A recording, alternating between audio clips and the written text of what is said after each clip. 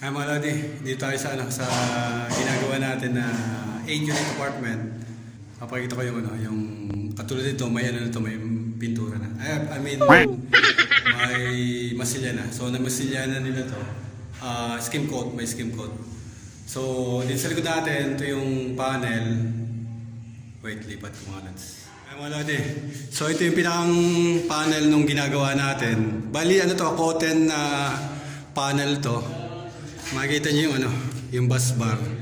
Ito yung bus bar mga lods.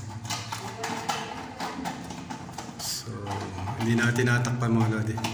So to, MCB, ang MCB type ang nito, ang panel na to. Makikita nyo may mga lock. Ito yung pinaka-lock nung MCB. Then dito kakapit yung incoming nung MCB. Then main breaker, isang main breaker. Then 6 na branches. So, naka-flush mount ito dito sa semento mga lods. Makita nyo naka-uka yan sa semento. Kaya naka-flush mounted yan dyan. Ay mga lodi. So, halos na dito. Halos pinipinturahan na nila yung itong unit na to. So, ito na yung pinaka-unit mga lods. So, yun yung room. Ito yung magiging kitchen. Ito yung sala. And kusina. Ito yung kusina mga lods. So, maliit lang na apartment. So, naunti-unti na natin yung trabaho. Pakita ko yung ibang trabaho natin. Bali, dito sa unit na to, unit A, B, C, D. Unit dito mga lods.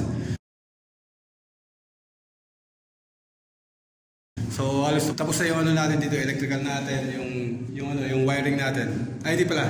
May isa palang, meron tayo isang hindi pa naiilan dito. Ito isa na to. Ito may takip na to mga lods. So para sa yan? Para sa aircon. So mag-isa lang tayo, hindi pumapasok si DJ Manex.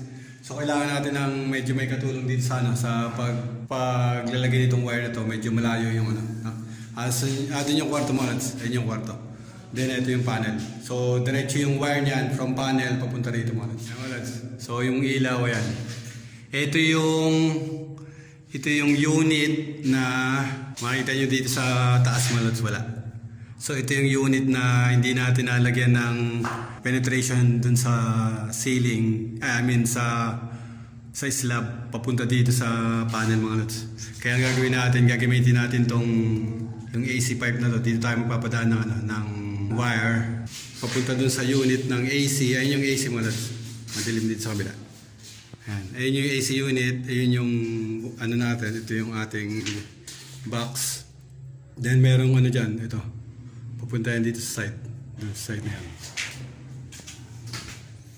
Then yun na yung switch. So dun dadaan yung natin. Yung main power nung lights natin. Kaya ang power is galing panel. Papunta dito. Papunta dyan sa AC. Then itatagos natin dito. Para malagyan natin ng power tong outlet. Itong switch na to. Mapawiran tong mga ilaw na to. 3 ilaw lang naman yan. Ayan. 3 ilaw lang yan. So punta tayo sa kabilang bahay. So hindi pa tayo makapag-power dito kasi nagagawa pa mga plumbing dito. Kaya hindi pa makapag-power, nagagawa.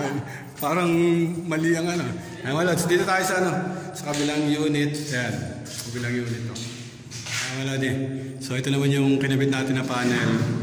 Nasa right side siya ng wall. Sa kabila, yung pinanggalingan natin left side. Ay wala din. So kahapon ko lang nilagay yan. Skim coat na lang nila yan.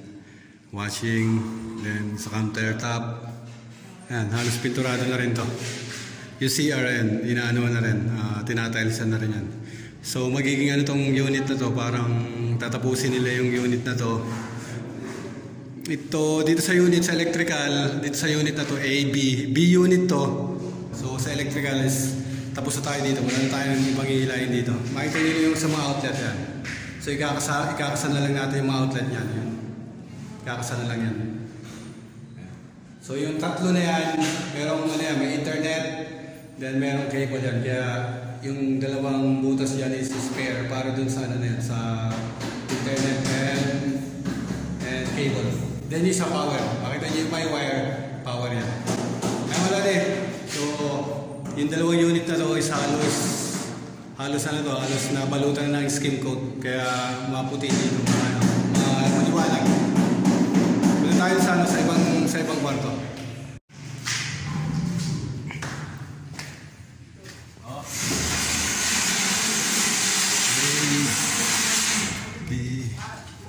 C. Ito mga lodi, C ito. C. Then yung pinanggalingan natin, D. Tsaka yung kabila, B. Bali, A itong unit na to. A, B, then C, D. A itong unit na to. A, B, then C, D. Ay mga lodi. So, halos ano na rin to. Halos pinturado na rin yan. Ayan. So may mga konting binago tayo. Kasi yung switch masyado malapit doon sa ano ng pinto. Kaya in-adjust natin sa AC. Merong ano dito, bali dito yung laundry itong unit na to. Yung sa ano natin, sa laundry natin, power. Then power sa labas. Ay malad eh. So halos na skim coat na rin to. Halos okay naman na yung ano natin dito, yung mga wire natin. Makita nyo yung panel. So, ang panel niyan is dati dun, sa baba na yun. So, nagkaroon ng revision. Magkakaroon ng ano dito sa countertop. May mga ano dyan, may mga parang shelves. So, tatama doon sa ano natin, sa panel natin. Kaya, ginilid natin dyan sa side na yan. Makita nyo dun sa side na yan. Ginilid natin dyan. Then, inilapit-lapit natin dito sa may door. So yan na yung magiging ano. Kaya yung mga wires, lalagyan pa natin ng mga flexible papunta dito sa panel. Ayun yung mga wires, sinabaan lang natin yung wires papunta dun sa panel. Ay mga lods. So okay na rin yung ano to, okay na rin yung mga wiring ito mga lods. Doon sa kabila sa A, punta tayo sa A. Ay mga lods, sinakot na ni Jason yung ano natin, yung kalat natin. Kinasa na rin natin yung ano, yung panel. Yan yung panel ng panel A. So may mga wiring na rin to. Then yung mga pinabago na countertop, outlet. Ito kasi yung ginawa natin mga lods. May mga gawa na dyan. So binigyan tayo ng details ng may-ari. Kaya minodified natin yan. Sinunod natin yung sukat na ginawa niya. So kaya dito na papunta yan. Ayan mga lods. Then magkakaroon ng exhaust pa niyan, hindi na natin tinanggal yung isa. Doon na natin, kasi may dating ano na yan, may dating pipe na papunta doon sa taas na yun. Magkakaroon ng exhaust pa niyan. So yun, gagamitin na rin natin isang box na yan. Then nag-additional tayo ng 2 box. Para lang hindi na natin, ano yun to, para hindi na natin bakbakin to. So nilagay na natin yung pipe papunta dito. So lahat ng unit, bali naka-modified yung naka-modified or na-revise yung mga countertop. So nagkaroon ng details, nagkaroon ng mga sukat yung nagkaroon ng sukat yung mga outlet. So yun yung ginawa natin. Kaya yung mga dating inilagay natin, install natin is nabago yung halos 1 meter lang yung nabago. Ina-extend nung modified drawing mo. Ay malodi, so tutuloy ko lang to. Halos inano natin yung mga panel. Dito sa baba, halos nakaganyan na yung mga panel. Yung dalawa is nakakasana yun. Yung dalawa, ito ikakasana lang to. I-semento na lang to mga lods. So yan, semento na lang yan. Then, yung switch, lahat ng mababago natin, baguhin na natin. Tulad dito. Ito yung switch, kasi may pinto dito. So, ano na to? Aabutin tong switch na to, kaya in-adjust natin dito. Then panel, wires. Sa mga wire, makikita nyo may grid, may ground tong mga tong outlet na to. Especially dun sa sa mga countertop, washing, and dito sa rep. So nilagyan natin ng ground wire yan para dun sa sa mga 3-prong kasi yung gagamitin mga lods. Dito sa rep, 3-prong yan. Sa countertop, 3-prong. Dito sa washing, 3-prong. Then dito sa mga outlet, sa ordinary CO, 3-prong din yung nabili dito. Pero 2 wires lang yung 2 wires lang yung gagamitin natin dito. Ayan mga lods. So Parehas green to. Ay, di, may ground pala to. Ito katulad ito, may ground. So, ang green nito is 3.5. Itong white is 2.0. So, ito yung magiging ground natin. Ito yung magiging line natin. So, na ano yung mga wires natin. Ito sana yung ground para sa main feeder nitong unit na tumulods. Yan sana yung gagamitin natin. Kapartner nung number 8 wire. So, kinapos na yung wire. Ang nabili is Boston. Makita nyo may Boston na ano dito. Nasa mo yun. Wala dito sa lugar na to. So, may Boston na wire. So, ito na lang yung ginamit natin. Itong green na to. Mas magandang gamitin to. Pelb Dodge kasi tumalods. Then, yung Boston na wire, yun na lang yung gagamitin natin na ground. Kasi white din yung pinabili ko. So, yun na lang yung gagamitin natin na ground para dun sa number 8 natin. Papunta sa service entrance, sa meter center.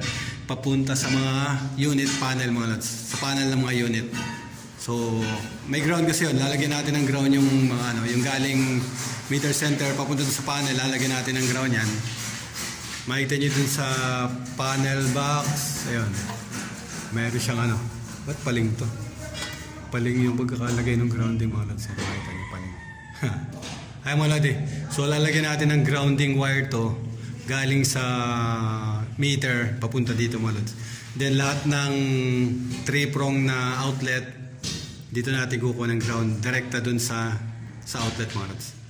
So, nakarekta yan papunta ng main meter. I mean, meter center. So, meter, kasi may ibang meter nito mga lods. Itong panel na to, may sariling meter yan. So, kada unit mga lods, kada unit ay kada unit ay may meter. So, 8 unit to 8 meter.